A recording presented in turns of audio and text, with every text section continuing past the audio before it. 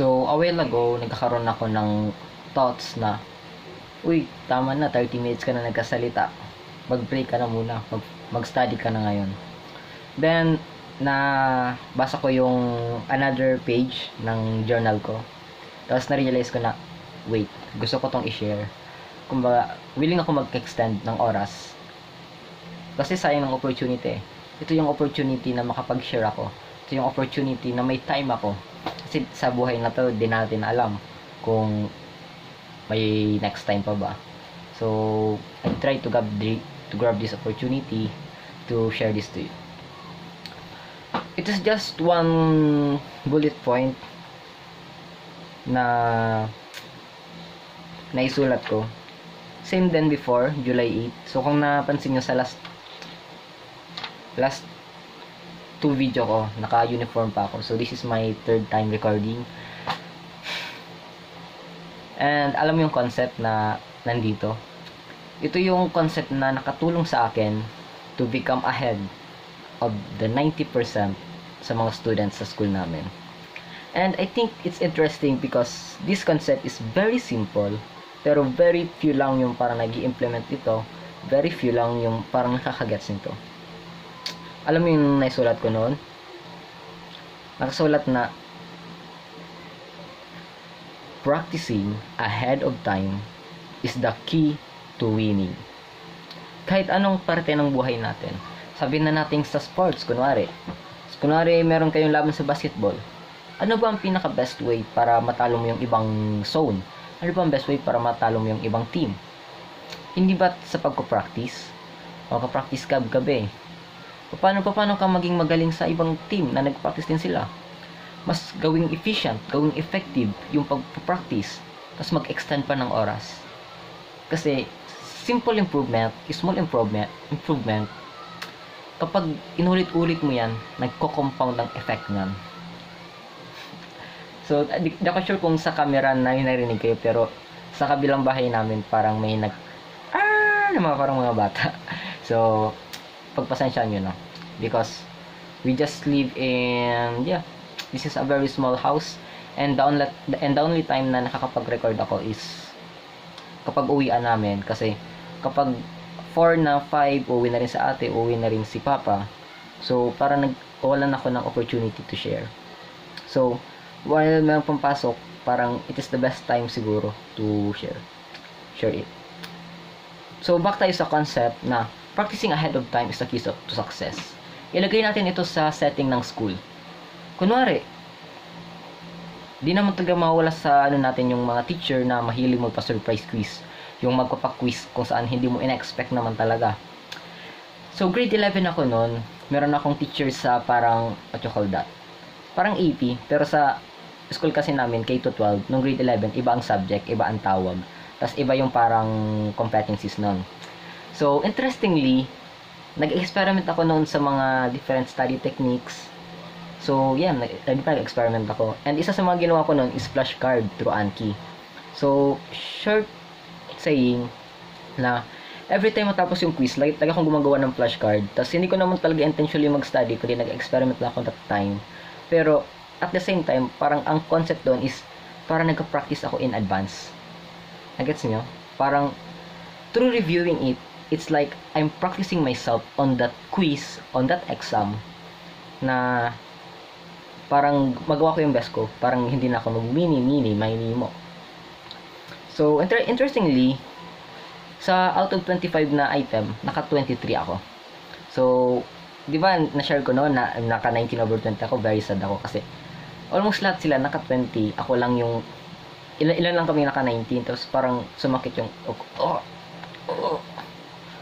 kasi sa mga top students kasi yung parang simple lang, although sabihin nilang OA, pero para sa amin, it's very sad to think. Kasi yung iba kasi carefree wala silang what you call that, parang walang impact sa kanila yung simple things na yun. Pero iba-iba kasi ang mga tao iba-iba yung gusto nila, iba-iba yung parang interpretation nila, iba-iba rin ang interpretation nila.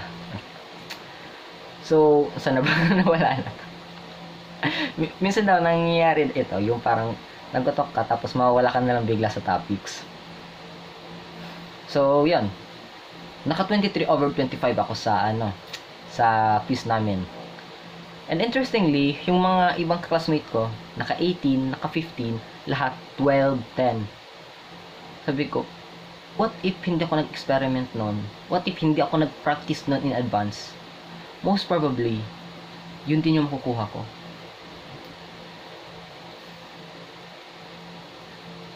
Most of the time kasi kapag sinabi nilang review, kapag sinabi nilang pag-aaral, parang ang connotation doon is parang negative.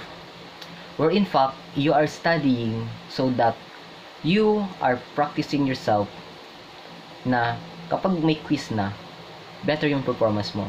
Kasi kapag nag-review ka, first few tries, let's be honest, first three tries, sa unang try, 50% mali mo yan lahat. Or kapag may background knowledge, or kapag walang-wala talaga, 10% lang dyan ang matatama mo. And kapag naka 10% ka lang dyan, you should be grateful. Why? Because I'm grateful na namali ako ngayon. Hindi ako namali sa quiz, hindi ako namali sa exam.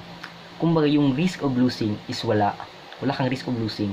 You just practice yourself so that the risk of getting lower grades become less. Second try, nakuha mo 50%. Third try, nakuha mo 80%. Fourth try, nakuha mo 90%. Fifth try, nakuha mo na 95%. And it's interesting kasi there are only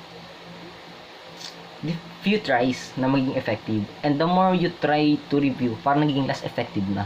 So instead of studying that material over and over again, you must parang branch out to the different ideas, different concepts na parang, kaya pala yung nabasa ko ganito dahil ito pala yung dahilan. So, instead of studying the materials over and over again, it's important to branch out, to learn more.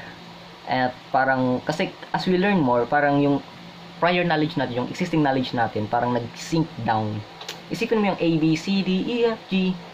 Actually, wala naman tayo yung kabuluhan. Pero as we try to form words, as we try to form thoughts, yung basic letters na A, B, C, D, E, F, G become engraved in our mind na kahit yung mga bobo ng term nila,